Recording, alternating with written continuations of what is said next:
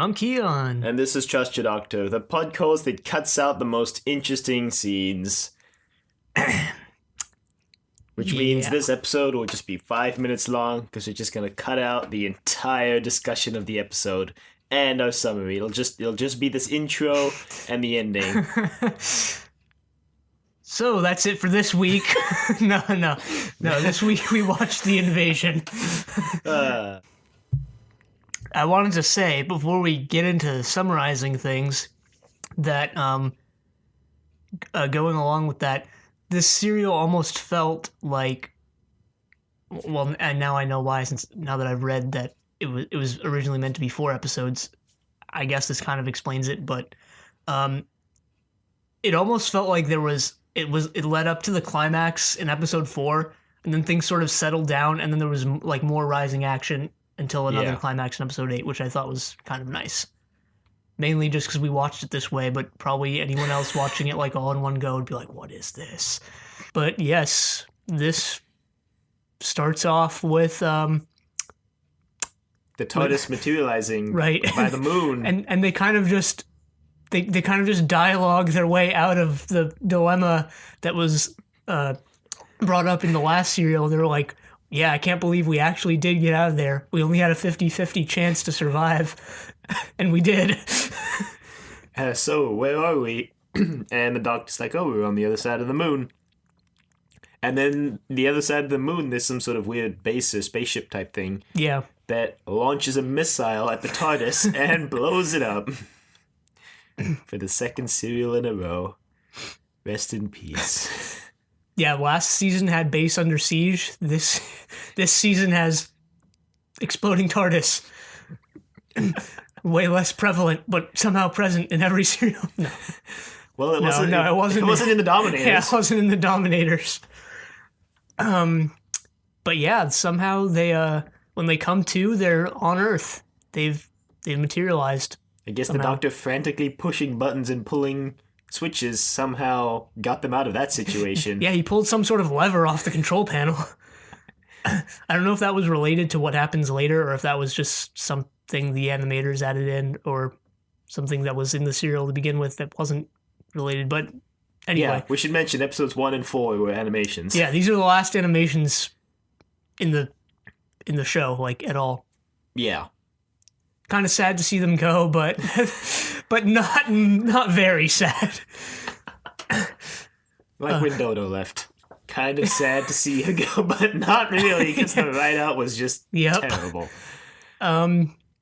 So yeah, they've safely made it to Earth, and the Doctor postulates that they're in England, and they are. And, again. Yeah, and he guesses that there's some point near 68. He decides they want to go look for Professor Travers. You know, the guy who's like borderline senile at this point. Yeah, I'm guessing when he tells people about the Doctor, anyone who wasn't involved in the Yeti attacks just doesn't believe him and brushes him off as an insane old man. Yeah, unsurprisingly. But yeah, that brings up something I want to discuss later, so I hopefully won't forget that. But they need a ride, and they're near a road, so they hitchhike for one, I guess, or a car just happens to be coming by, so they get a ride with him. Yeah, so he's not named. Ever. So yeah, so they get in the back of this guy's truck. This guy's pretty stern. Doesn't seem too talkative and is pretty serious. So they drive for a while and they pull off the road into some sort of small forested area, and they walk a little bit and get up to a fence. Mm-hmm. And on the other side of this fence are some armed guards, and they're like, "What? What's going on?" Yeah, basically. And then the driver reveals that they're in some sort of company compound for it wasn't international. Yeah, no, it was International Electromatics, who's basically taken over the electronics industry of the world in the 4 years since the Yeti attacks. Well, I think this was set in like 72 I think this was set in the 70s, I'm pretty certain. Okay. Because I think they mentioned it being like I think, I guess, minor spoiler, but the Brigadier mentions that it's been like 4 years since he saw the Doctor last, so. Yeah. I mean, unless they were already on their way to world conquest during the Yeti attacks, I mean, we don't know. They could have been. Yeah. So they've created some sort of compound to, I guess, house their workers, and because most of the people in other electronics businesses have quit, or the businesses have gone out of business, so they've all started working for International Electromatics. Mm-hmm. So they get placed in this camp type thing, and apparently you can't get in or out. I mean, there's armed guards, and they're trying to sneak out. I mean, I don't know how they're able to do that, but they are. Well, you find out later that guy was an agent of UNIT, so he probably had forged papers. Given that the first thing that happens to him after he lets the Doctor, Zoe, and Jamie out when they're outside the fence is get captured by armed guards and brutally gunned down. Yeah. He's confronted. The guards ask to see his papers, and he's like, "Oh, I don't have to show you. I'm not on your premises anymore." Which is true. But I guess they didn't care. They just shoot him. Unbeknownst to the Doctor. Right. Co. Yeah, so the Doctor, Zoe, and Jamie get another ride with an even less named, less mentioned, less interesting person who we never see, and they wind up in London, and they try and find they get the address for where Travers is supposed to be living, and when they get there, he's not there. Yeah, it turns out it's been taken over by Professor Watkins. Taken over. Well, basically. Yeah, we find out that Travers and Anne are doing something in America. I guess they were vacationing. I don't really remember what they said they were doing. Yeah, I think they mentioned Anne went on vacation, and they convinced Travers to go with her because he was getting old, I guess. He was getting insane. But yeah, his place is now, I guess, being rented out or something by what's her name? Isabel, right? Who's Professor Watkinson's daughter. And she's trying to be a model, I guess, but we find out that Watkins has been hired by International Electromatics, who I'm now going to start calling IE because it's just too long to say every time. So not Internet Explorer, but wow. Vaughn is going to take over the world using IE. What if Internet Explorer is a cover for International Electromatics? It's real. No. So it turns out that Professor Watkins is working for IE, and the Doctor thinks maybe Watkins can help him because Travers isn't in town, and right. I think we forgot to mention that the whole reason they want to find Travers is so he can help them repair this circuit type thing that broke. Yeah, from the TARDIS, and the TARDIS is invisible now. By the way, should mention that because I don't know how that works. Hey, a bunch of weird stuff was going down at the beginning of this serial. Yeah, and very tense, like spy-like music. Did you hear the music? Yeah, I liked the music a lot. Yeah, the music was good. It made the scenes way more creepy than they would have been otherwise, which is a good thing. So anyway, Isabel is initially reluctant to tell them, how to get to Watkins, but eventually, because the Doctor fixes her camera, because her camera conveniently breaks right as the Doctor walks in, she tells him to go check the wall for the phone number. Right, because she only writes things down on the wall, because I guess she thinks or knows she'll lose pieces of paper.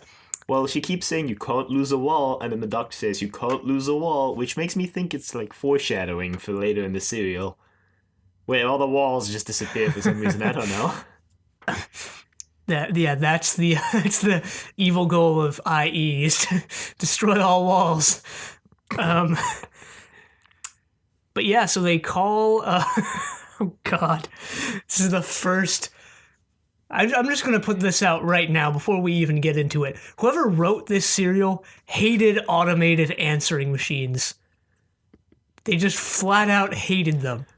Well, I can't blame them, but... Do you think they were that prevalent in 68? Maybe they were just starting to be, and the guy's like, what the hell is this? I hate these things, so he incorporated it into the serial.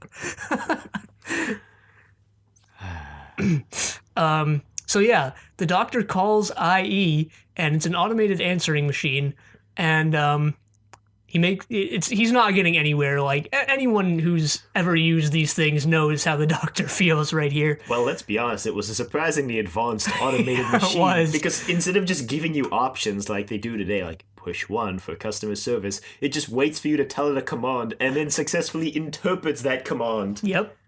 It's way more advanced than what we had today. But then again, it was snarky as heck. Yeah. Who programmed this thing? Why did you give it the personality of an... Well, my favorite thing about programming it was that when you actually saw the machine, it was using, like, tapes. Yep. And I was like, what? It's like the war machines, right? Didn't they use tapes? Yeah. But yeah, the Doctor gets frustrated because he's getting nowhere, so he and Jamie decide to go to IE themselves. And Zoe doesn't want to go because Isabella's decided that Zoe is her new model. So he's taking pictures of Zoe. Yep. In a feathered boa. Her best looking outfit to date. No, that's a lie, actually. It's not better than the bright, sparkly silver jumpsuit she was wearing last week. Yeah. But the feather boa becomes an important plot point, so... Kind of. Well, that's how Jamie figures out, so... And that's why Jamie and the Doctor get caught again! So, is that where episode 1 ended? I believe... Yeah. No, it wasn't, because they confront the machine in the first episode, I remember, because... They confront Vaughn in the first episode. Oh, yeah, they do. So they go to IE. Apparently their reception area... I thought this was really funny. Apparently IE's reception area is just... I can't even say It's just the machine that's answering the phone calls, just in the middle of a room. And the Doc's like, yep. These darn automated secretaries.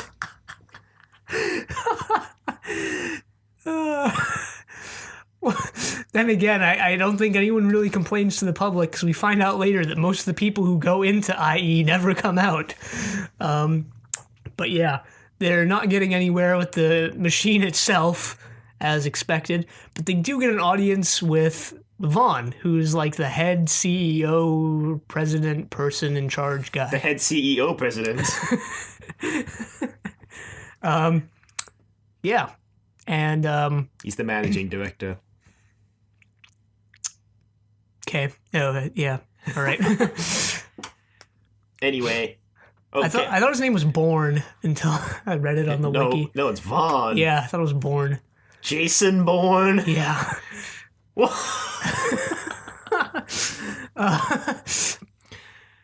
So, basically the whole plot of these 4 episodes can be summed up with Jamie doesn't stop talking. In episode 1, he mentions the circuits the Doctor wants fixed, which accidentally gives them away, and he gives the circuits to Vaughn.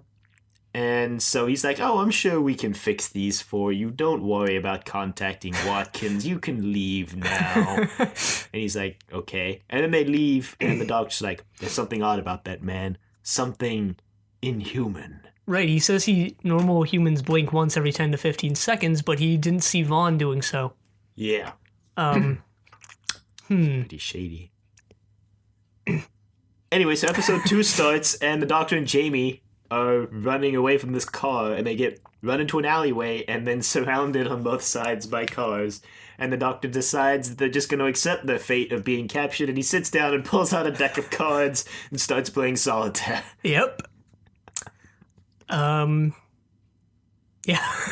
So, oh, we forgot to mention the part where Vaughn pulls back the control panel thing. Not control panel, but wall. Oh my god, it all makes sense. He wants to get rid of all walls. But no, in the back of his office, there's a there's a secret wall, hidden passage thing that reveals some sort of advanced computer-ish looking technology thing that appears to be giving him orders, but at the same time, he is also... Well, at this point, I couldn't tell who had the upper hand in this relationship between him and the machine.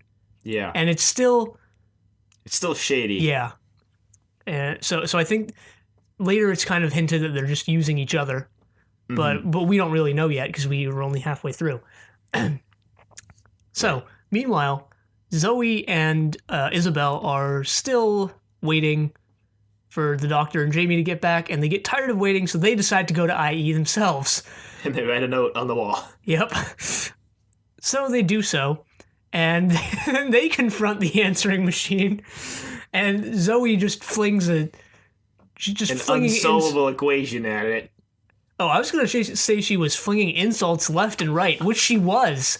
That's the point which led me to believe that whoever wrote this just hated these things with a passion. Yeah, well, she flung an unsolvable equation at it, and the machine just blows up, and then Zoe and Isabel cackle like mad scientists. They made a note about that. I was like, haha. And then Vaughn is like, you guys should probably go capture her. She just ruined our answering machine. Right, he tells that to his super incompetent sidekick, Packins, whatever his name was. Packer. Yeah, I don't know. We don't really see this yet, but Packer soon becomes that bumbling idiot sidekick. And I didn't think that was quite a good fit for this serial because this serial succeeded at being serious. Like, there's some serials that are trying to be serious and they're just kind of not based on varying factors like, oh, the plot might not be that good or the production values make me not able to take it seriously. But this serial has actually been succeeding at being pretty serious so far, and Packer just kind of throws a wrench in that a little bit. I wrote down, I think I left my notes sheet inside, but that the comedic timing of this serial so far was like really good compared to the previous serials, and I think Packer is part of that. I mean, he's not there the whole time, so in like the moments he's on screen, it like brings an element of humor that I think makes the serial stronger. I guess. As well as other humorous moments, like the Doctor pulling out the deck of cards. Yeah. Or like Isabel saying she writes on the wall. I suppose. Or like how Zoe goes, oh, it's fine. Nothing bad could have possibly happened to the Doctor. And then it cuts to the Doctor getting captured by the people in the alleyway. I guess. Possibly. I'm just mainly thinking of that one long string of incompetence that happens later that allows the Doctor to escape, but... Well, I think that can be chalked up to Packer trying harder and harder to please Vaughn, and in the process getting more and more angry, I guess. Which undermines all of his efforts. Yeah, I can see that. Because he stops focusing on what the Doctor's going to do next and he's just trying to keep up with the Doctor at that point. Yeah. But yeah, then it cuts back to the Doctor, and... they've been captured by whoever their captors were, and we find out that it's UNIT. The United Nations Intelligence Task Force. I guess task force is one word. I didn't know that. UNIT. No. Anyway, it's headed by the Brigadier Lethbridge-Stewart. Dun, dun, dun. No, he's not a villain. Who you will remember from Web of Fear when he was only a colonel. Right. So he... makes his return. And I don't know, I thought it's not really that big of a deal, but I thought it was kind of nice that the Doctor and his companions have an ally in the era that they've appeared in. Because they usually don't. Because they usually go somewhere completely different where they don't know anyone. Yeah, so and I think that's a big part of why this serial doesn't feel like it's just dragging us along. Or rehashed from another serial. Yeah, because they were looking for Travers, so they already, even though he doesn't appear, they already like had some connection to this era, and now they've re-met with the Brigadier General. Yeah, and I mean similarly to Web of Fear when Travers was there. Yeah. So the unit reveals they've been watching IE for a while, and some people go in and don't come out. And the reason why they got picked up by UNIT is because they relayed a picture of the Doctor and Jamie to the Brigadier, and he mentioned that he knew them and they should be brought in to be brought up to speed. Right. I also wanted to mention, this is completely unrelated, but did you think Lethbridge-Stewart's mustache was real? Because I didn't. It looked fake to me. No, yeah, I thought it was real. You did? I You don't might know. have thought it was fake because it looked like his mustache was bushier than it was in the Web of Fear, and he like grew more of it out. Not really. I thought it was fake because it just didn't look like real hair at all. It just looked like a flat piece of whatever that he had on his upper lip. Maybe it was real. I'm honestly not sure. But yeah, I just wanted to bring that up. I just had to say it. So Zoe and Isabel are captured by IE, and the Doctor and Jamie go to the Watkins house because they're like, well, we better go fetch Zoe and Isabel. And they find a plate of sandwiches and just decide to humorously eat them. For some reason. And they can't find a note, and then the Doctor's like, oh wait, duh, she obviously wrote it on the wall. So they find out that they went to IE, so they decide to go back to IE to see what's up. Mm-hmm. And this is the part where Jamie decides they're sneaking around. And Jamie sees the feather boa sticking out of this like casket type thing. It looks like a casket, but it's not a casket. Yeah, this guy carries it in, and he's doing it by himself, and the thing is about twice as big as him. So Jamie makes the comment that it's probably empty because he's carrying like double his weight, or he would have been if it weren't empty. But no. Yeah, he sees the feather boa sticking out, and he goes, Zoe! And then they run in and get captured. Great. And that's where episode 3... Two. Yeah, 2 ends. We also should mention that the machine that's talking to Vaughn has mentioned that the Doctor and Jamie have been recognized from Planet 14, wherever that is. But Vaughn doesn't think that's possible, but he just goes with it. He's like, all right. And the machine tells Vaughn to kill the Doctor and Jamie because they're a threat to the plans. And Vaughn is like, I don't take orders, I give them. Right. But he's still going to try and kill them. Or at least use them for his purposes. Yeah, because the scientists brought in the circuits and it's like, this is completely nonsensical. This doesn't make any sense. So Vaughn is getting pretty suspicious of the Doctor at this point. Right. So Zoe and Isabel have been locked up somewhere on the premises, and the Doctor and Jamie are brought in. Well, before that, Vaughn and his cohorts confront Watkins, who they had apparently been holding captive, and they tell him that if he doesn't go along with what they want him to do, they're going to hurt Isabel. Because now they have her captive. So they bring in the Doctor and Jamie, and then some other stuff Vaughn happens. talks about how the circuit is completely nonsensical, and then he leaves, and then the Doctor and Jamie, take the circuit back. And then Vaughn comes back in, and he tells them that they don't have Zoe and Isabel, but if it'll help the Doctor and Jamie believe him, they can check out the boxes before they leave. And then they get to the station conveniently right after the boxes have already left. So Vaughn's like, well, we can go check them out at the other compound. Let's roll. So they go. And Vaughn has an office there that's exactly identical to his one in London. Yep. Which is probably just the production team saving money, but... Yeah, now that I think about it, yeah. Well, they do incorporate it into the story slightly by saying, it's the secret to my success, conformity. Which is why Vaughn just so monotone until the end of episode 3, where he just goes off the rails. I also wanted to mention that I thought Vaughn might have had a glass eye, because his eyes looked kind of uneven. I don't know. And like the only other person... Do you just question everyone's appearance? Yeah, in this serial Brigadier, I did. Fake mustache. Yep. Vaughn, gloss eyeball. Yep. Jamie, fake hand. I don't know. Fake hand. Hey, I was reading about a story set before the first Doctor arrives on Earth with Susan, and it's a story with the First Doctor and Susan, and in that story, the First Doctor loses his hand and gets a prosthetic made, which means that for his entire run on TV, he had a fake hand. Was this a canon thing? I don't think so. Okay. That was just an aside. All right. So, where were we? So anyway, the Doctor and Jamie are able to get away from Vaughn. No, they're taken to meet with Watkins. Because Vaughn is like, well, I can let you meet with Watkins if that'll help. No, I thought that was earlier. No, that happens when they get to the other compound, because Watkins is at the other compound. Oh, Because okay. at the end of episode 4, they're taking Watkins back to London. Why not? Yeah. So meet with Watkins. And Jamie starts talking about the TARDIS, and the Doctor's like, I think we should talk about something else, Jamie. Right, because they've installed cameras / microphones in the room. And Jamie doesn't seem to catch on until the Doctor goes, no, really, Jamie, we should talk about something else. And then he points to the camera, and Jamie's like, oh!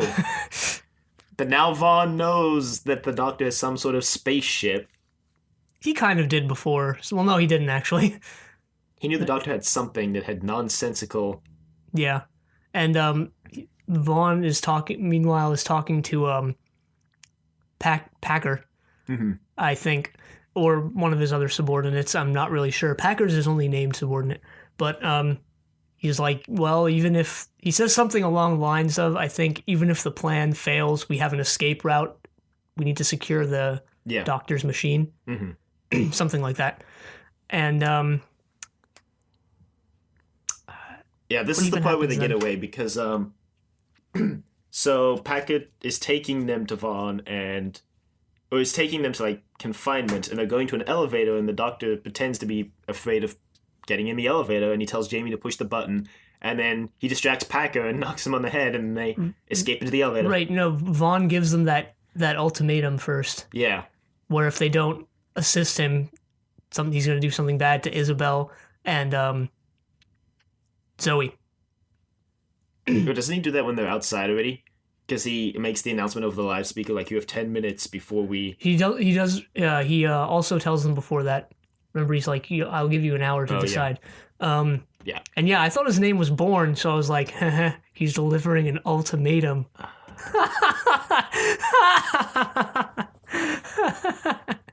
That pun requires so many levels of misunderstanding of everything in this serial. No, only one. Only one level of misunderstanding. No, you would have had to misunderstand his name every time they said it. And I did. That's multiple layers of misunderstanding. And I didn't really and I didn't really know what Packer's name was either until like the end.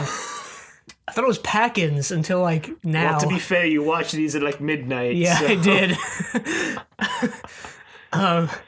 Yeah, I was kind of falling asleep by episode 3. Not gonna lie. But yeah, like we were saying, Okay, we forgot to mention the scene where before they left the Brigadier, they gave the Doctor this little radio transmitter to contact the Brigadier, and this becomes important in like 10 seconds, which we're about to get to. So anyway, the Doctor and Jamie are outside, and now there's this prolonged escape scene, which basically takes up all of episode 4. Yeah, which is back to animation, might add. Well, they went to animation as soon as they got to the roof. Yeah, they climbed through the elevator shaft. If we didn't mention that, I'm not sure if we did. No, and then this is the start of Packer being dumb. He's like, everybody meet on the roof. Wait, I'll take the elevator. If they're in the elevator shaft, I'll just squish them. And that fails. So the Doctor and Jamie get to the roof. Because they want to go rescue Zoe and Isabel. So I guess they're somewhere else on the premises, so they escape. Yeah. No, they've already escaped, but they leave the roof. And they find Zoe and Isabel. They're on some sort of upper floor, and they need to get there. And Zoe and Isabel are like gesturing through the window and stuff, but the Doctor assumes correctly that there's probably a camera installed in the room, so he signals them not to. Yeah. Before and that, they somehow Doctor, understand the signal. Yeah, the Doctor and Jamie escapes the roof by like going down the fire escape, and they're hit in a railway car. And then now there's the part where they're looking into the window and they see Zoe and Isabel. Yeah, and at this point, I wanted to mention, I think they're using like photoshopped real pictures for the backgrounds on some of the backgrounds, because they looked fairly realistic For the animation? Yeah, for the animation. Yeah, it might be. Yeah, I'm not really sure about that. It's possible. This was reconstructed by, I believe, a company that hadn't done reconstructions. Cosgrove Hall. Right. This was the first animation, actually. This came out in 2006, and all the other ones are 2013. Yeah. And one in January of this year. So yeah. Anyway, so Unit has a helicopter in the area, and the Doctor calls for the helicopter because he knows that he learns from the Brigadier that it has a rope ladder. So the Doctor and Jamie get to the roof, and Packer's still trying to catch them. Meanwhile, after they hit in the railway car. Vaughn is flipping out at Packer's not being able to catch them. So the helicopter arrives, and they drop the rope ladder, and the Doctor, Zoe and Isabel climb through the window up the rope ladder. Well, Jamie goes down and opens the window first from the outside. Yeah. And they all successfully make it up the rope ladder, except for Jamie, who's being shot at, and they need to fly away because they're getting shot at. So they just fly away with Jamie hanging on the ladder. Yeah. And by this point, Vaughn has revealed he plans to use... that Watkins is building some sort of like emotion machine. He's building a teaching device or something like that. Yeah. But it can also influence emotions. And you're like, emotions, what villain? And he's planning on using that to control the invasion force that's coming from the machine. And he decides that because Unit is basically on them, that the invasion will move forward, but he also somehow convinces the leader of Unit, General Rutledge, to stop investigating. So, I guess the Doctor and co have made it presumably back to Unit's base thing that they were at before, but they're somewhere, and they meet with Lethbridge-Stewart again, and through some conversation, Stewart and Isabel reveal that there have been UFO sightings lately. Mm-hmm. And the Doctor's like, UFO sightings. Right, because the Doctor mentioned the thing on the other side of the moon. Right. So they think it might have something to do with the UFO sightings. And the Doctor's starting to put two and two together. And he decides they should go back to IE, and James like, you're insane! And then the Doctor's like, Lethbridge-Stewart, you wouldn't happen to be able to obtain a canoe, would you? And then it just cuts to a scene with the Doctor and Jamie rowing the canoe down a river into the IE base. Yep. One of those moments was like great comedic timing. So they're sneaking around IE again, because that worked out so well the last time.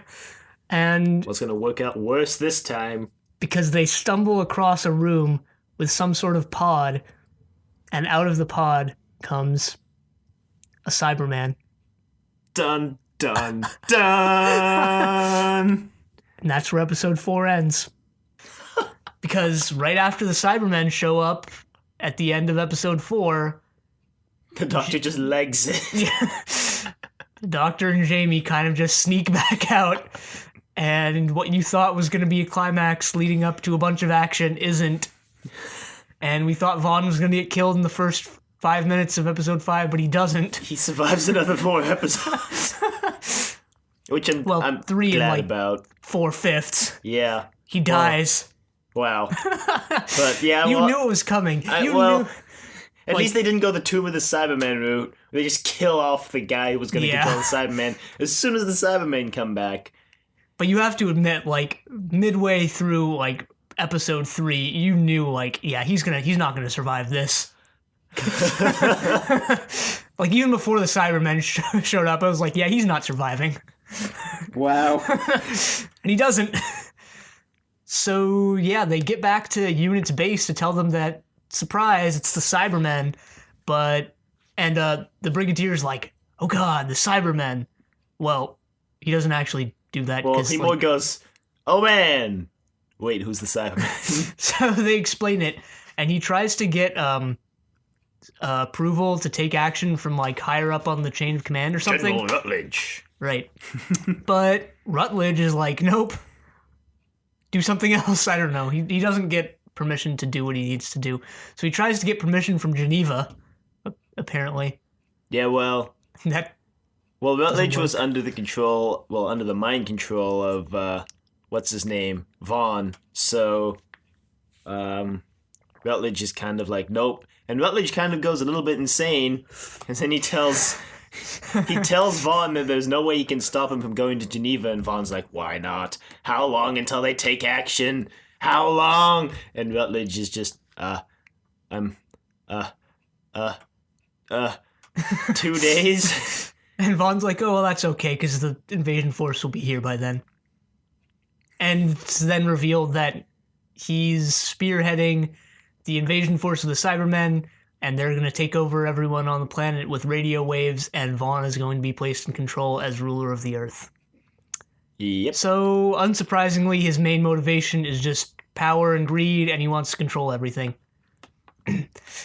Yeah, and so he's going to use Watkins' machine, obviously, as we mentioned before. So he decides to test it on the Cybermen. Because he's gonna betray the Cybermen, basically, by controlling them. Like, that's gonna work. But he tests it on the Cybermen, and he gives the Cybermen fear, and then it goes insane in probably the most terrifying scene in Doctor Who so far. And it almost kills some people, and then it just leaves and goes down into the sewers. All the while making this high-pitched electronic scream, which was terrifying.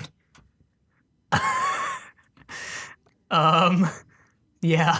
So the scientist dude, who I think was named Gregory, I'm not even sure. That's what I heard. But he's like, hey, Vaughn, isn't it bad that the Cybermen just went wild? And Vaughn's like, no, not really. Just let it loose in the sewers. Gregory's like, it'll kill anything it comes across. And Vaughn's like, good. Basically. And then mild sexism. Oh, but wait, before that, I also wanted to mention that, what's his name? The scientist, Gregory, looked kind of like Hitler. What? Like, he kind of had that hairstyle / mustache. You had to have noticed it. No, I didn't. Not at all. Well, go back and notice it, because it's noticeable. What? It's true. Like, I can't believe you didn't see that. No. Anyway, the Brigadier decides they're going to send in some people to get pictures of the Cybermen, and he tells Isabel that it's not a job for a woman like her, and she's just like, wow. And so he's like, yeah, you know, how can you just think men are better than women? And then James is like, well, they are. Like, what? And so that prompts Zoe and Isabel to go down into the sewers and take pictures of the Cybermen themselves, because the Doctor has deduced that the Cybermen are in the sewers somehow. I don't really know, but he's right. Well, because he was like, well, the best way to invade London would be through the sewers, so they're going to go through the sewers.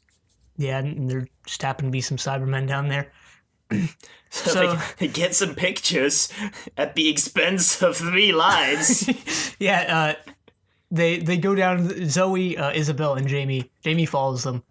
But they go down to the sewers, and yeah, some soldiers follow them and die. And the policeman who follows them dies. Mainly due to Jamie, Zoe, and Isabel not calling for help when they needed it, because they didn't want to alert the Cybermen to their presence. And I was just like, yeah, wow. Just 3 people died for these pictures. I hope it was worth it, Isabel. But then it wasn't, because they bring the pictures back to Lethbridge-Stewart, and he's like, guys, these look forged. I was just like... Originally supposed to be 4 episodes. But the Brigadier, I guess, decides to use them anyway. He's going to try, I guess. So he's going to go to Geneva and be like, hey, the Cybermen are invading. We need, like, force now. And, this is where the setting kind of gets confusing, because I could never tell if they were on a plane or not. What? Well, so Wait, it looked like what? it looked like they were in the command center, right? And I What? thought they were in the command center. And then in episode 6, the Brigadier was like, "Let me know when we touch down." I was like, "Wait, they're in a plane? This is in a plane?" When does he say, let me know when we touch down? In episode 8. I don't remember that at all. And episode 6. I don't remember that. What? It's so confusing. Are you sure you didn't hear it wrong? No, I was certain of this. Because they were like in that building, right? And they had the map of the world in the background, right? And then I guess they reused that set for like other unit locations because later on when the people go to Russia and they go to like the base, they have that set, but they're supposedly on an airplane. So Brigadier's like, all right, we're ready for takeoff. And then they take off and then they land. I don't know. I wasn't confused by it. I just assumed they were in the unit base. They were definitely in an airplane in episode 8, though, because the Brigadier says, "Let me know when we touch down." He specifically says that line. Maybe he was somehow referring to the missiles that show up. I don't know how or why that would even make sense, but, maybe. This show doesn't make sense sometimes. Anyway. So on to episode 6.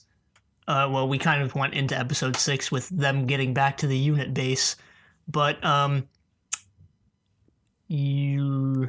they've realized that the Cybermen are gonna activate this. Oh right, yeah, they're control beam. Yeah, they're gonna. So IE has secretly implemented circuits in all of its products for the Cybermen to beam their hypnotic signal to control everyone on Earth, including that radio that Jamie got that we actually didn't mention when we were explaining episodes 1 through 4, and turns out to be the key reason why the Doctor figures out what the Cybermen are gonna do. So, right, because we also forgot to mention a few minutes ago that what the Doctor was doing while all of this was happening was that he was examining the IE radio because he thought something was suspicious about it, and he was right, again. And then he figures out what their plan is, and he helps the unit people create some neuristors. Yeah, like in the Wheel in Space, when they all had that thing implanted in their brain that blocked transmissions. The Doctor has Zoe help the unit people make some, like, kind of, I guess, low-budget version of those. Right, they stick them on the backs of their necks and it blocks the hypnotic beam. Or signal. Yeah. Except it doesn't work, because on one of them. No, it works. It just falls off on the Doctor. Oh, is that what it was? Yeah. Oh, well then he puts it back on. That was the end of episode 6, and obviously they started using the signal. Yeah, in episode 7 they put it back on the Doctor. That was the cliffhanger that episode 6 ended on. That didn't even need to happen. I feel like they just wanted the episode to end on a cliffhanger, so they introduced that and then like resolved it in the first 30 seconds of episode 7. Yeah, maybe. But anyway, we forgot to mention while all this is going on, the Doctor has decided that the only way to stop this is to blow up the spaceship, the Cyberman spaceship, that's orbiting the moon. Right, because they figured out that the spaceship that they saw at the beginning of this serial is the thing sending the signal to Earth. Yeah. So they need to do that, so they need to get Russia to blow it up. Yeah, because nobody had a rocket on the launch pad when they all got taken over, except Russia had a manned mission that was going to launch, and the unit scientific guy's like, well, we could fit a warhead to that rocket instead of like a manned capsule. We just have to fly over there, like revive the Russians, and then revive the Russians. And have necromance the Russians. And have them fit the warhead to the rocket so we can destroy the spaceship. So they go off to do that, and then there's also some invasion ships coming down, and the Brigadier decides to go to the nearest missile base to blow those out of the sky. With Zoe. He takes Zoe with him. And the Doctor goes... I don't know where the Doctor goes. The Doctor goes to talk with Vaughn. Yeah. Because he thinks that will help somehow. He's trying to buy them time, basically. Yeah, because they need... Because they need to fit the warhead. So the Doctor goes to IE again, and he gets in. Vaughn actually lets him in because he needs an audience with him. So he gets one, and at that point, the unit has succeeded in blowing up some of the invasion force, or at least launching the missiles. And the cyber controller thing that Vaughn was talking to is like, "You've betrayed us, Vaughn. You sent missiles against our spaceships. Now you die." And Vaughn's like, "No, no." Oh, we also forgot to mention the whole thing where Vaughn gets shot. Oh, yeah. And then you just probably, like, what? Which is also never explained, but... No, it's because he was, because remember, he was going to get his body cyberified. And then that also happens off screen. What? Wait, you don't remember this? I knew he was getting cyberified, but I don't think it happened off screen. No, that's... Because I thought they meant like they were going to turn him into a Cyberman. No, because remember he says, I'll have my... They say you'll be transformed into a Cyberman, and then he's like, "No, we agreed that my body will be cyberified, but I'll still retain my humanity." And then they agree to that. Yeah, but they didn't do it yet because none of the Cybermen had landed yet. So there's no way they could have done it yet. I thought they somehow did it off screen, and that's the only explanation for how he gets shot 3 times in the chest and lives. The Cybermen hadn't landed yet, so there's no way that even makes sense. But there were Cybermen there already, who they were reviving, but still. And just sending into the sewer. But it doesn't matter. It still could have happened off screen, like all the other stuff that happened off screen during this series. Cyberization that's not even in line with what the Cybermen have done before. But he says that he doesn't want to be fully cyberfied, and they agree to that. Yeah, but that would mean that they'd still, like, put that cyber armor on him. They wouldn't make him leave him still look like a human. That just doesn't make sense. Maybe they would. Who knows? It just doesn't make sense. It's literally the only explanation for how he survives.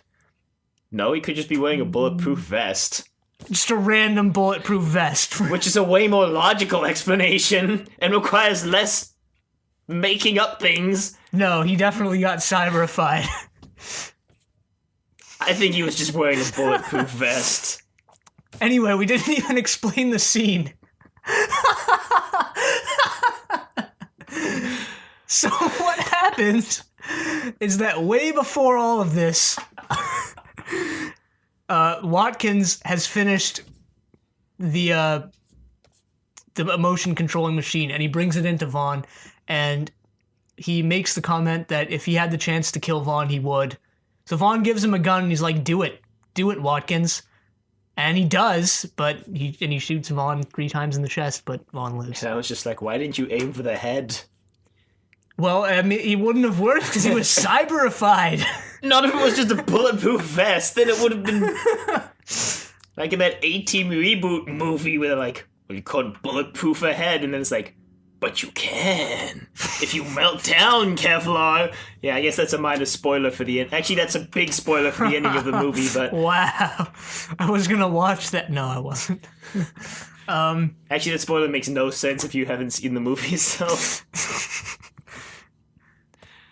anyway, yeah, we forgot to mention. So Vaughn survives, and then Unit captures Watkins. They rescue Watkins. This is way before they even make the neurotransistor things. Yeah. And and there's a bunch of other stuff that happens off screen. Yeah, that's really annoying because they're like they're like, "All right, we're gonna go rescue Watkins," and then it just cuts to like a survivor of the raid telling Vaughn that they all died. I'm like, what? Why didn't you just show us that? Show, don't tell. But yeah, we're back to where we were to begin with. Right.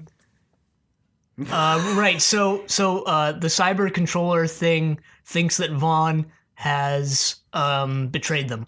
What? Well, we forgot to mention Zoe just being completely overpowered, using 30 seconds. Another thing we forgot to mention. Somehow, they're like, even a computer couldn't calculate the places the missiles should hit to destroy all of them, because they don't have enough missiles to destroy all the ships. Right. Unless they do what Zoe says, which is to like create a cascading explosion. Yeah. Zoe's like, "Give me 30 seconds and I'll figure out where to launch the missiles." And she does. And it works and destroys all of them instead of the 90% that she predicted. Well, she is from the future. She's still just a human. But she's from the future. That doesn't mean anything. So yeah. Then comes one of my favorite scenes in this entire serial. So Vaughn uses the emotion controlling machine to destroy the robot. We both really couldn't tell what this was because it might have been like the cyber controller thing from before, altered visually slightly. I don't know. But it might also have been just a transmission device that Vaughn was talking to. Either way, he destroys it. I think the wiki mentioned that he killed the cyber controller. I don't know if they use that term. Whatever term they use. So we are putting that on the death count. Right. I mean, along with the other, like, 30 things that died in the serial. In episode 8 specifically, again, they're going with the whole significantly raise the death count in the final episode thing. But anyway, Vaughn is somehow injured, or he, like, loses the will to live or something. I thought he got shocked by the cyber controller. Something like or that. Or got caught in the blast when it blew up. Yeah, something of that sort. So he's lying on the floor, and the doctor is trying to convince him that since they're both enemies of the Cybermen now, enemy of my enemy is my friend, so... Wait, that saying doesn't work here, but either way, the doctor's trying to convince him to work together. And I thought Vaughn was going to be like, you know what? I see the error of my ways. I'm going to help humanity now. Why would he do that? And that, I don't know, but I just thought something like that was going to happen, and I'm glad it didn't. Because Vaughn does end up helping the doctor, but he says that he won't help him because he thinks humanity should survive, but that he hates the Cybermen. And I'm completely glad they didn't go 180 on his character like I thought they would. It also reveals how hatred is the worst emotion and just gets you killed. Well, he didn't get just... And greed. Well... He was too greedy. He got wrecked by the Cybermen. Well, honestly, Vaughn's death was kind of just... Well, we'll get there. We'll get there. So the doctor and Vaughn decide that they need to destroy the thing. I was kind of confused here. I guess they were trying to destroy what was the main thing that was the signal was getting transmitted to. Oh, wait, here's how I interpreted everything. So they're using... Headcanon. I guess, because they didn't explain it well in the show. But they're using this much was confirmed that they're using the radio transmitter to, like, control everyone, right? Yeah. Okay, so that much was confirmed. And then in episode, 7, they just threw in this, we're going to drop a cyber megaton bomb. Megatron bomb. I remember that because Transformers. On Earth, and it's going to kill all the non-Cybermen. So I was like, well, I guess the way the bomb targets the people on Earth is that, if they're being controlled by the radio beam, then they die when the bomb drops. Guess. So I was like, all right, so I guess they need to destroy the radio transmitter so the bomb doesn't work. So that makes sense. Yeah, that makes sense. That was my headcanon. Yeah, better than what they did in the show, which was literally not explaining things very well. Well, not only was it not explaining, it just turned out that they didn't even need to destroy the radio transmitter to stop the bomb because they just blew the bomb out of the sky from the missile base. Hey, they were covering their bases. But anyway, we also slightly glossed over, again, the part where after the cyber controller's like, you betrayed us, Vaughn, it tells him that, hey, we're just going to drop a bomb and kill everything now. Good luck. Which, this brought up some continuity issues, and at this point they were all mentioned, so I think we should talk about that now, possibly. So, this takes place a year or two, I guess, after 4 years. 4 years after Web of Fear. 4-ish, yeah. So that still puts it before 1985, which was the whole Mondas situation in 10th Planet. Now, the Cybermen were trying... Well, they decided that they needed to destroy everything on Earth once Vaughn betrayed them. And at first I was like, well, why are they trying to do that when they need to revive Mondas using Earth's energy? But that can be credited to the fact that maybe Mondas wasn't dying yet. Yeah. And that kind of makes sense. I mean, but then there was the part where Vaughn mentioned that he helped bring the Cybermen to Earth. Now that still makes sense if you think about it, but I don't know, I just felt like the writers for this weren't exactly aware of the continuity. Not that it really matters. I honestly wasn't bothered by this. It doesn't really affect anything, but I did notice it, so I wanted to point it out. I'm not one of those guys who's like, oh my god, the continuity is ruined. I hate this show, but Well, continuity's still intact, technically. it is. There was nothing to ruin it, but I did notice that there were some aspects of the serial that like made you think like, what's going on here? I mean, I was looking up like the continuity of the Cybermen before we started recording because I was like, well, maybe there's like an explanation in a later serial. Nope. I'm just guessing. Well, actually, you're right, but well, I guess you could like headcanon a couple of explanations. One of the places says that Planet 14 was that like these Cybermen are from Planet 14 and not from Mondes. God. And the Planet 14 Cybermen were like an offshoot of the Mondes Cybermen who colonized Planet 14 and then then they invaded Earth in the serial. That would also explain the moon base. It would also explain the whole we recognize the Doctor from Planet 14 thing. Yeah. Another one is that they just acquired time travel, went back in time and tried to destroy Earth. I was actually thinking that, like, this all makes sense if the Cybermen have time travel. Well, the Daleks have time travel, so... Why not? As soon as a race acquires time travel, you may as well just give up trying to assemble their continuity, because it's probably all wrong. But yeah, honestly, in a show as long as this, with so many different writers, I'm not really bothered by something like this. In a show like this with so many writers, I'm impressed the continuity is as straight as it is. That's true. I mean, not that it's, like, perfect, but I'm still impressed that it's, like, as, like, continuity-wise as congruent as it is. Yeah. So yeah, into episode 8, the Doctor and Vaughn are storming the base on foot, just massacring Cybermen as they go. No, that's not true. Vaughn is about to kill one of them, and the Doctor's like, we have the element of surprise, let's keep it. And not 2 minutes later, they get cornered by a Cyberman, and they kill it. They do kill a couple Cybermen. You mean Vaughn kills a couple Cybermen? Yeah, well, the Doctor kills one. Yeah, in Vaughn's office. Yeah. So yeah, apparently to me, 4 Cybermen is a massacre, but yeah. Massacred. 4 of them died.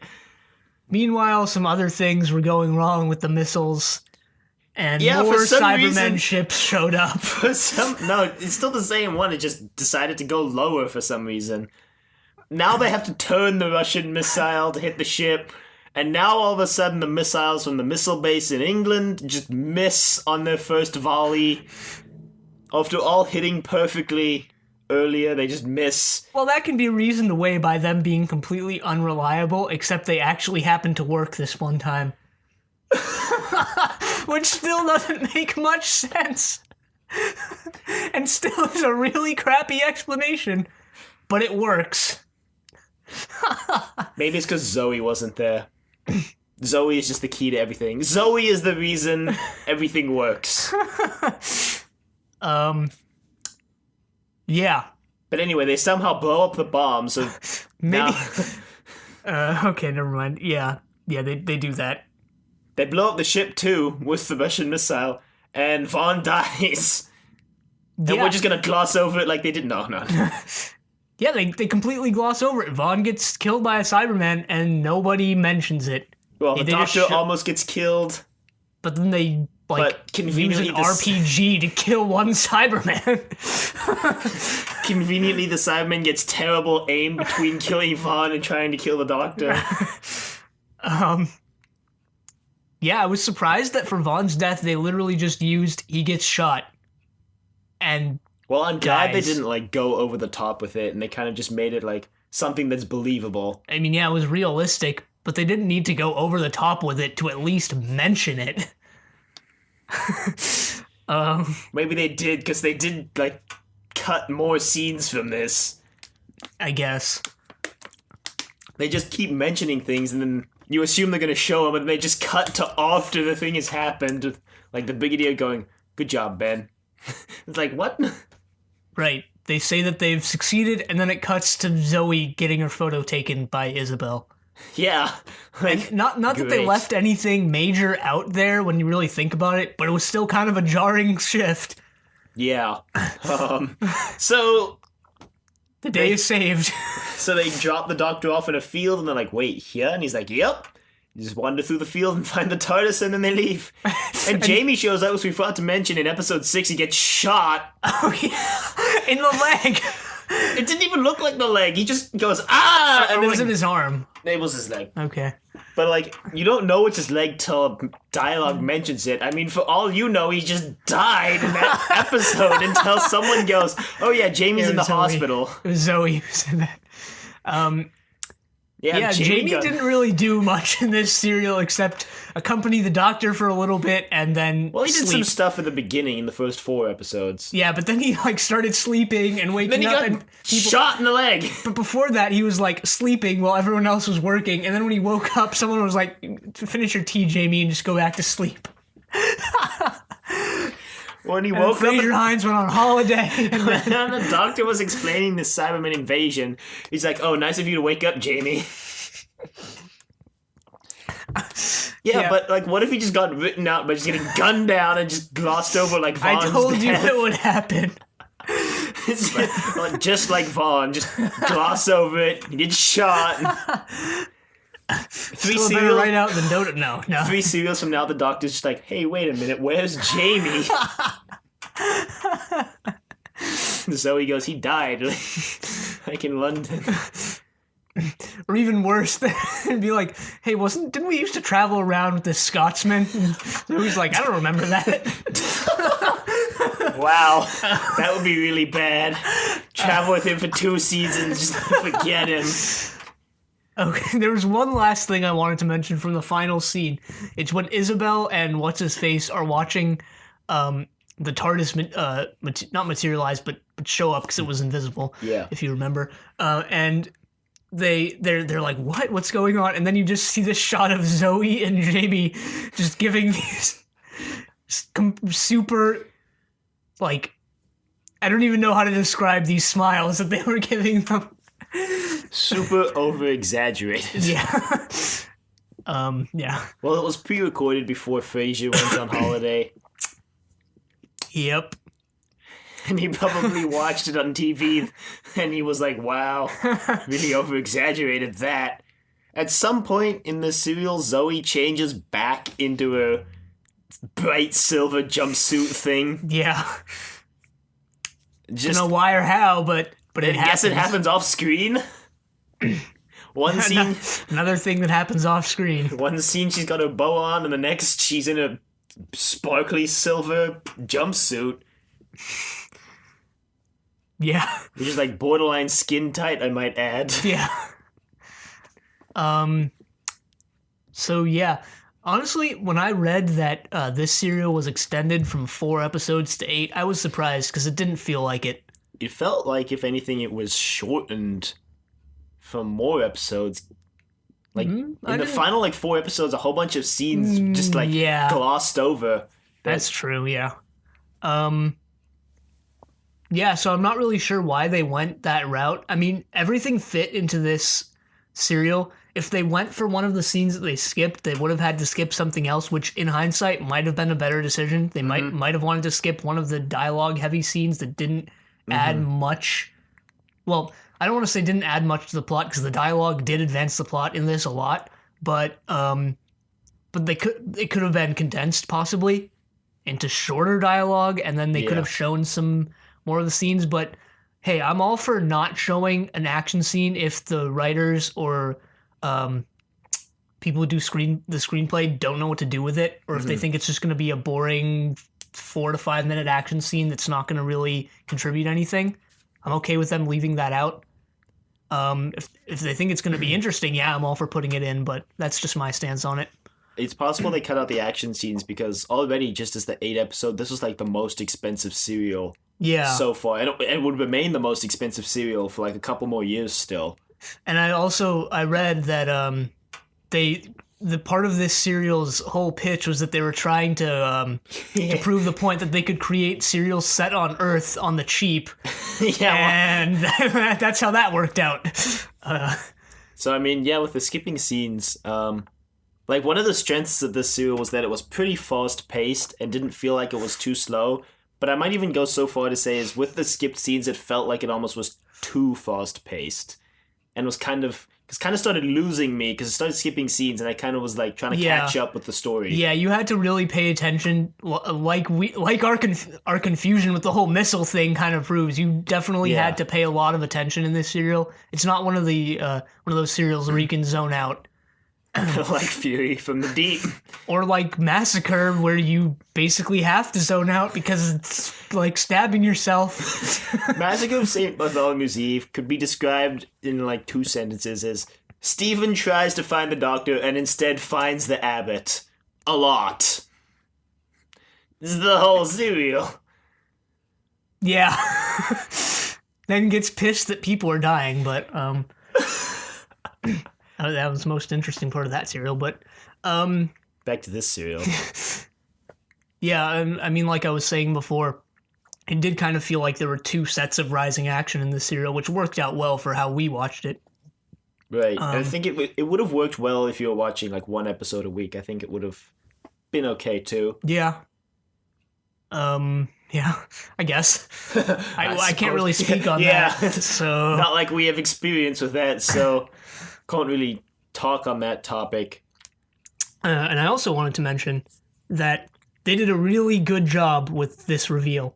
Because unlike the Wheel in Space, I guess, might have been going for, you don't know it's the Cybermen for like 1.5 episodes, and then you do, or like 2 episodes. But like you and probably other people did realize it was the Cybermen when they were showing the silhouette thing. I mean, I didn't see it, so, I wouldn't blame you if you didn't put it together, but then they revealed the Cybermen right in episode 3 in a very anticlimactic scene. It was just them sitting at a control panel. Whereas in this, if you didn't already know it was the Cybermen who were behind everything, like there was no possible way you would have guessed. Like I didn't see it coming at all. Well, so when the Cybermen they were broke hinting at it throughout. Yeah, but the hints were subtle enough that once you know it's the Cybermen, you're like, that was foreshadowing. Well, once you get to the one about using the emotion, like hitting them with emotions to control them, if you know the history of the Cybermen well enough, you could probably have guessed. Yeah, but that was still good because it was in episode 4. Yeah, it wasn't like episode 1 where like maybe it's the Cybermen. Yeah, and it is. But like they slowly built up the hints to the point where you're like, hey, wait a minute, is it going to be and then the Cyberman pops out. Yeah. And it looks like the Cybermen have been redesigned again. Yeah, they have actually, and this is their final major redesign until the reboot, I think, or until late into like. I think it was the 80s. Yeah, probably. Yeah, this is also the Cybermen's last major appearance. I read until 75. Yeah. So it looks like from now until 75. We'll be getting, hopefully, a string of original villains, since the Daleks don't come back till... Well, the Master's going to show up. Well, yeah, the Master will show up probably at the very start of the Third Doctor's run, I guess. I don't know. But, yeah, hopefully original villains. I think that'll be cool. That they're not going to, like, reuse the Daleks and the Cybermen over and over again. Yeah. And,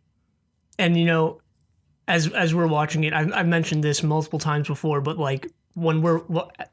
based on the way we're watching it, the Daleks and the Cybermen show up quite frequently, but I think we have to put ourselves back in the shoes of people who were watching this in the 60s where it would have been weeks on end where they didn't appear. Yeah. Like in like the previous season, the Cybermen showed up in the first and last serial of the season, which would have been 2 or 3 months apart if you were watching almost a year, actually. Remember? Yeah, almost a year, because it would have been the whole season, but for us it was like 2 months, it was 7 weeks. And even between like Wheel in Space and this, there is a considerable Yeah, because there would have been a break between seasons, and then there would have been the 2 previous serials. Yeah. I think the interesting thing to note was that you were talking about how this Cybermen reveal was done better than the Wheel in Space, and I think that's probably chalked up to different writers, and I think that's interesting because actually, all the Cybermen stories so far have been quote-unquote based on ideas by Kit Pedler, but then written by different people. So I think it's interesting to see how different writers tackle ideas from the same person. Yeah. I mean, I'm assuming Kit Pedler just threw out the basic bones of the plot. I mean, Kit Pedler and Jerry Davis wrote The 10th Planet, which was the original introduction to the Cybermen. And then I guess Kit Pedler kind of threw out these ideas, and then the writers were like, hey, we'll run with that. Yeah. Well... Oh, yeah. I mean, I also kind of chalked up the better reveal this time to the fact that they might have not have been going for something like this last time. Yeah, they Maybe. may have been trying to go for more espionage feel for this serial, which I think they've accomplished so far. Yeah, they have. I mean, with all the sneaking around. Hmm. And I don't know, the premise. I really like the premise for this. It's interesting in the fact that it's not, unlike a lot of other serials we've watched, it's not slightly evil human is introduced as the main villain, but then is revealed to be controlled by something else or some Hmm. sort of alien force. No, this is Vaughn and presumably the cyber controller, I guess, or something along those lines. But Hmm. they're working together, but at the same time they're at odds with each other. So there's the Doctor Yeah. and his group working against Vaughn, obviously, but then there's also dissent amongst the ranks, so to speak, within Hmm. the villains. Other than that, I was just glad that they didn't make Vaughn suddenly care about humanity, and instead they kept his character intact. Yeah, this is probably the strongest serial of the Second Doctor so far, I'd say. Really? Yeah, I'd go so far as to say that it was enjoyable. It Mm, had well written dialogue. It was pretty. It kept you interested. It was pretty quick moving. It I'd had a say it's memorable villain. Yeah, I'd say it's up there along with the faceless ones because of one, it introduced a reoccurring villain, the Cybermen. Hmm. In not introduced it. Reintroduced. Reintroduced the Cybermen, and in a in an interesting way. Hmm. Um, but it also had its own unique villain in Vaughn that sort of added Yeah. that, I don't know, spice to it, I guess. But it wasn't just like another Cyberman serial. It was it was its own thing, and it incorporated the Cybermen into its plot, and in a way that didn't make them feel shoehorned in. Right. They were an integral part of the plot, but you didn't really know that until you were about halfway through the serial. Which I also think was interesting that they kind of went that route, and instead of going for like something they've done before, they just like 2 episodes in, that's the Cyberman, and now they're gonna have to spend 6 episodes trying to figure it out. Yeah, and really glad they didn't. This serial wasn't titled something of the Cybermen, because that would have thrown a wrench in everything. Well, it was going to be titled Return of the Cyberman, but then Wow. no, the producer was Wow. like, well, we want to keep the reveal a secret, so we're gonna like rename it the Invasion, so that Good on you, producer. so that was pretty smart. I think Yeah, I hope they go for that and more in the future instead of Yeah. doing like of the Daleks, of the Cybermen, so that it can actually be a secret if they're intending to do that. Not that they should always keep it a secret. Sometimes you just want to have a straight up Cyberman serial, hmm which can get boring after a while, but sometimes, the reintroduction of the Cybermen in the reboot. It's just like you watch the episode and you think they're going for like the whole you don't know it's the Cybermen till the end, but then the episode's just titled "Of the Cybermen," so you know anyway. Wow. You're just like, Wow. great. It worked. It actually because they titled the reintroduction of the Daleks was titled Dalek, and I think that worked out well because that was a really good episode, and the title made sense for that episode. Well, were they? No, well, Planning they to- found no, they found out that Dalek was the main villain right at the beginning. Yeah, exactly. Well, he wasn't. I don't want to spoil too much of the plot 'cause it was a good episode, but he was kind of like a secondary villain. Huh. But he was also kind of a secondary protagonist. It's really weird. You have to watch the episode, but it's a good episode. It's going to be weird when I get to the reboot because it's just going to be single episode stories when I'm so used to, 4 to 6 or even more. Well, it's They're going to feel short. It'll I feel start like. winding down. I mean, by the end of the classic series, they started making them. It started consistently being just 4 episodes. They pretty per much serial. are. They pretty much were for a while 4 episodes. Now they're starting to get to be a little more, but they do go back to 4. And they kind of remain at 4 with 4 serials per season at the very end, and then it kind of I don't know. dies. It's still going to feel short to me, I assume, once we get there, but we'll see. Well, the thing about the reboot episodes is that unlike these episodes, which are 23 minutes, the reboot ones are 46. Yeah. So But still, like, even if with a 4 episode serial, it's like twice as long as one episode of the reboot. I guess. But I mean, if they have, obviously they're writing stories that they can tell in 45 minutes, so It's not like there's a couple of good, strong two-parter episodes in the reboot too. yeah, there are the two-parters. So yeah, right. We can talk about animation a little bit. We kind of already did. yeah, This was the last animation, like we said. do a little animation retrospective. Saying goodbye to animations. Yeah, I guess. I mean, personally, I don't have much to say on animations that hasn't already been said in previous episodes, but overall, they look like Flash animations, which wasn't a bad thing, but that's the route they went. Yeah. I guess because it was cheaper that way. Yeah. Some of them were a lot more detailed than others. Like, this wasn't as... The character designs in this weren't as detailed as, say, like, Reign of Terror. Not that Reign of Terror was good because of all the angle changes, but like the facial expressions in Reign of Terror and things like 10th Planet even, the facial expressions were pretty good. They managed to capture like the subtle expression changes that you'd get with live action pretty well.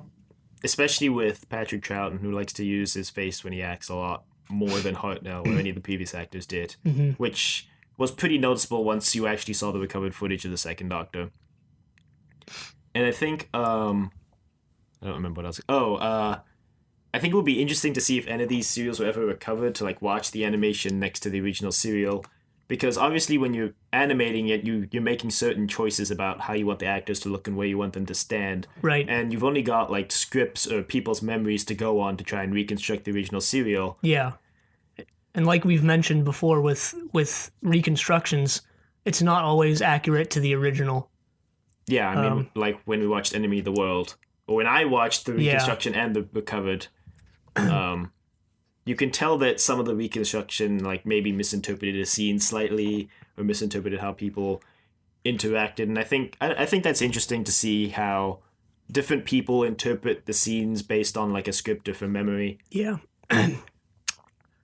And I don't know. Yeah, that's I can guess we can just close that out by saying that as of right now, it's been announced that the Underwater Menace is supposed to be being animated, but there's been no news on if that's ever coming out at this point. So, but if it does, maybe we'll watch it. I'm not going back to the Underwater Menace. Not if you paid me.